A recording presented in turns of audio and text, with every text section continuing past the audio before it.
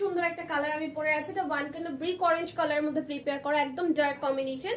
এবং ম্যাটেরিয়ালটা আসছে খুবই এক্সক্লুসিভ একটা ম্যাটেরিয়াল, যেটা 100% ডায়মন্ড জর্জেটের মধ্যে, সো দ্যাট এটার সাথে কোনো প্রকার ইনার পড়তে হবে না। আমি আরেকটা কালার দেখিয়ে টোটাল ইন ডিটেলস বলে দিচ্ছি।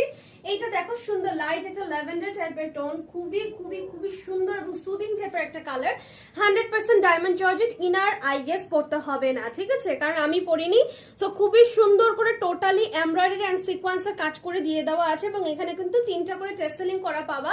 এবং দেখো কাজটা একদম নিখুঁত ফিনিশিং, এবং সিকোয়েন্স গুলো কি সুন্দর করে হাইলাইট করছে। ওকে, সো স্লিভস এ চলে আসি। স্লিভস এর মধ্যে দেখো এটাতে সুন্দর করে এইভাবে করে লেস ওয়ার্ক করে দেওয়া আছে স্লিভস এর মধ্যে, কালারটাও সুন্দর।